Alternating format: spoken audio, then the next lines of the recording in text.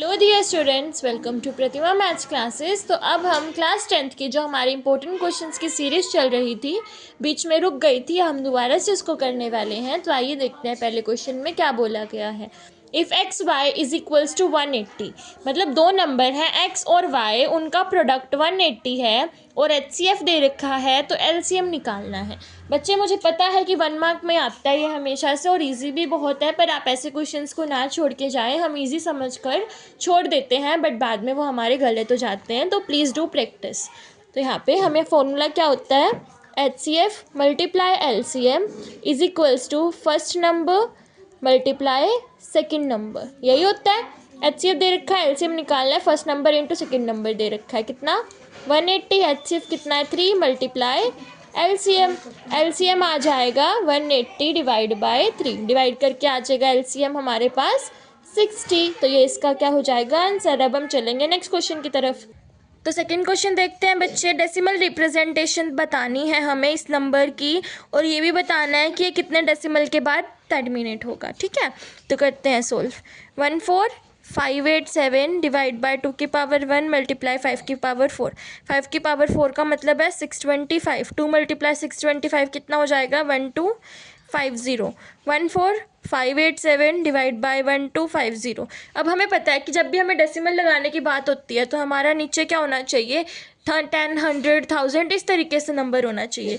तो मैं इस नंबर को किससे मल्टीप्लाई करूँ कि जीरोज़ में कन्वर्ट हो जाए। 8 से मल्टीप्लाई कर देते हैं, तो नीचे करेंगे तो ऊपर भी करना पड़ेगा। ऊपर वाला मल्टीप्लाई करके आ जाएगा 116696 और नीचे आ जाएगा 1 4 टाइम्स 0। अब नंबर हमारा यहाँ पे ऊपर है 4 जीरोस, 4 नंबर छोड़ के हम डेसिमल लगा देंगे 1 2 3 4, क्या बन जाएगा 11.6696, और ये हमारा क्या हो जाएगा आंसर। और कितने डेसिमल के बाद हमारा टर्मिनेट हो रहा है, 4 डेसिमल के बाद, 4 डेसिमल प्लेसेस इसका क्या हो जाएगा आंसर। अब हम चलेंगे नेक्स्ट क्वेश्चन की तरफ। थर्ड क्वेश्चन देखते हैं। If sum of the zeros of the quadratic polynomial 3x² - kx + 6 is equals to 3, find the value of k। Sum of zeros मतलब हमारा वो फॉर्मूला होता है ना, alpha plus beta is equals to -b/a, वही है। ये हमें अल्फा प्लस बीटा की वैल्यू दे रखी है, कितनी 3, ठीक है। ये हमारा क्या होता है a, ये होता है b और ये होता है c। तो -b मतलब माइनस, और इसके आगे भी माइनस है तो -k/a की वैल्यू क्या है 3, ठीक है। अब तो सोल्व हो जाएगा। 3 is equals to k/3, k की वैल्यू क्या आ जाएगी 9। It was very easy. अब हम चलेंगे नेक्स्ट क्वेश्चन की तरफ। क्वेश्चन 4 देखते हैं बच्चे। For what value of k the pair of linear equation 3x + y is equals to 3 and 6x + ky is equals to 8 does not have a solution. For no solution हमारा क्या formula होता है, for no solution क्या condition होती है, a1/a2 equals to b1/b2 not equal to c1/c2। ये चीज़ हमने पढ़ी हुई है। तो हमारे पास यहाँ दो इक्वेशन है, ये a1 है, ये b1 है, ये c1 है, ये a2 है, ये b2 है, ये c2 है, ठीक है। तो अब हम कर देते हैं वैल्यूज पुट। a1 क्या है 3 और a2 क्या है 6, इक्वल्स टू क्या आना चाहिए 1/k, और नॉट इक्वल टू क्या आना चाहिए 3/8। तो अब इसको करते हैं सोल्व, ठीक है। 3/6 is equals to 1/k, cross multiply कर देंगे, 3k is equals to 6, k की वैल्यू क्या आ जाएगी 6/3 इक्वल्स टू 2। ये इसका आंसर हो जाएगा। अब हम चलेंगे नेक्स्ट वीडियो की तरफ, सॉरी नेक्स्ट क्वेश्चन की तरफ। तो बच्चे चलते हैं नेक्स्ट क्वेश्चन की तरफ। यहाँ पे क्या बोला गया है, इफ़ 3 चेयर्स और 1 टेबल की कॉस्ट 1500 है और 6 चेयर्स और 1 टेबल की कॉस्ट 2400 है, तो हमें इन कंडीशंस के लिए क्या बनानी है, इक्वेशन बनानी है, लीनियर इक्वेशन बनानी है, ठीक है। तो हम लेट कर लेते हैं कॉस्ट ऑफ 1 चेयर x मान लेंगे ₹x, और 1 टेबल क्या मान लेंगे ₹y, ठीक है। ये हमने लेट कर लिया। अगर हम पहले वाले की बात करें, उसमें हमारी चेयर्स कितनी है 3, तो क्या आ जाएगा 3x, और टेबल कितना है 1, तो क्या आ जाएगा +y। इनको जोड़ के किसके इक्वल है ₹1500। तो ये हमारी पहली इक्वेशन बन गई। अब हम चलेंगे सेकंड वन की तरफ। चेयर्स कितनी है 6, तो 6x + y is equals to ₹2400। तो ये हमारी क्या हो जाएगी इक्वेशन नंबर सेकंड। तो यही इसके क्या है आंसर है। अब हम चलेंगे नेक्स्ट क्वेश्चन की तरफ। क्वेश्चन नंबर 6 देखते हैं बच्चे। Which term of the AP will be zero. AP की हमें एक सीरीज़ दे रखी है, हमें ये बताना है कि कौन से वाली टर्म ज़ीरो बन जाएगी, ठीक है।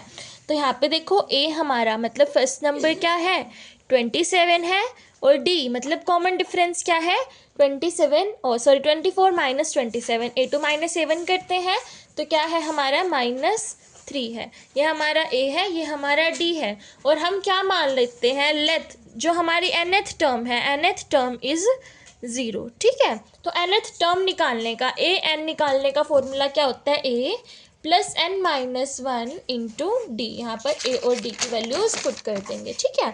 an हमारा ज़ीरो माना था हमने, और हमारी A की वैल्यू थी 27 प्लस n-1 मल्टीप्लाई -3। सॉल्व कर देंगे 27 - 3n plus 3 is equals to 3n equals to 30। n की वैल्यू क्या आ जाएगी 10। मतलब जो 10th टर्म होएगी वो हमारी क्या बन जाएगी ज़ीरो बन जाएगी। अब हम चलेंगे नेक्स्ट क्वेश्चन की तरफ।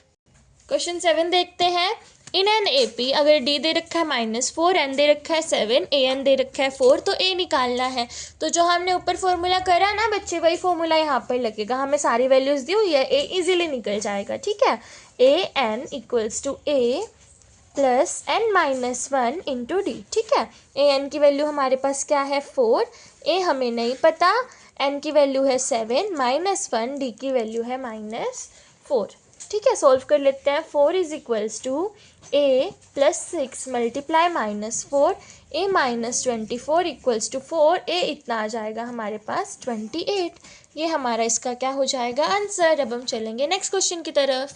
क्वेश्चन 8 देखते हैं बच्चे। For what value of k जो equation 9x² plus 6kx plus 4 equals to 0 has equal roots, कि हमारी k की ऐसे क्या वैल्यू रखे कि जो ये हमारी इक्वेशन है इसके इक्वल रूट्स हो। इक्वल रूट्स कब होते हैं बच्चे, जब हमारा d ज़ीरो हो, मतलब डिस्क्रिमिनेंट ज़ीरो हो। डिस्क्रिमिनेंट का फॉर्मूला क्या होता है b² माइनस 4ac। इस इक्वेशन में जो हमारा a b c है हम वो वैल्यूज़ इसमें पुट कर देंगे, ठीक है। तो कर देते हैं b² minus 4ac equals to 0। b क्या था हमारा 6k का square minus 4 multiply 9 multiply 4 equals to 0। 36k square minus 144 equals to 0। 36k square is equals to 144 आ जाएगा। के स्केयर हमारा क्या आ जाएगा बच्चे, यहाँ पे 144 डिवाइड बाई 36 काट देंगे, 4 पे कट जाएगा। के की वैल्यू क्या आ जाएगी हमारे पास, ये अंडर रूट इधर जाएगा, √4। के की वैल्यू आ जाएगी +-2। तो के की वैल्यू हमारी निकल चुकी है। अब हम चलेंगे नेक्स्ट क्वेश्चन की तरफ। तो बच्चे क्वेश्चन नंबर 9 में क्या करना है, रूट्स निकालने हैं इक्वेशन के x² प्लस 7x प्लस 10, ठीक है। तो देखो बहुत सारे फॉर्मूलाज होते हैं निकालने के, तो बट हम यहाँ पे क्या करेंगे, स्प्लिटिंग द मिडिल टर्म वाला फॉर्मूला यूज़ कर लेते हैं। तो 7x को हम किस तरीके से तोड़ सकते हैं, 5x प्लस 2x कर देंगे ना, है ना, क्योंकि इस तरीके से तोड़ना होता है कि उसको मल्टीप्लाई करें तो ये वाला नंबर बने, ठीक है। तो 5x प्लस 2x कर देंगे, x² plus 2x plus 5x plus 10 equals to 0। अब यहाँ पे ग्रुपिंग कर देते हैं। देखो यहाँ से क्या कॉमन निकल रहा है, अगर ये वाला ग्रुप लें तो x प्लस 2 बन जाएगा, प्लस यहाँ से क्या कॉमन निकल रहा है 5, तो x प्लस 2 बन जाएगा इक्वल्स टू 0। एक तो मेरे पास x प्लस 2 आ गया, एक मेरे पास आ गया x प्लस 5। अब इसमें कर देते हैं equal to 0, x plus 2 equals to 0, x की वैल्यू आ जाएगी -2।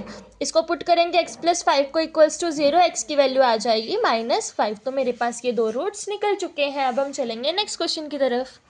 क्वेश्चन नंबर 10 देखते हैं बच्चे। For what value of a quadratic equation 30ax² minus cx plus 1 equals to 0 has no real roots. जब हमारी नो रियल रूट्स की बात आती है बच्चे, तो हमारा क्या होता है कि डिस्क्रिमिनेंट हमारा लेस देन 0 होना चाहिए, मतलब b² minus 4ac less than 0 होना चाहिए। वैल्यू पुट करो, b क्या है हमारा -6 का square multiply 4 multiply 30a multiply 1 less than 0।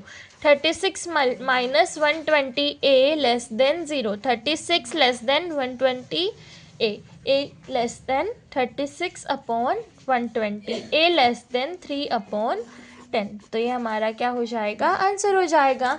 आज की वीडियो हम यहीं पे ख़त्म करते हैं, आगे क्वेश्चन हम नेक्स्ट वीडियो में कवर करेंगे। Till then bye bye and like share subscribe the video.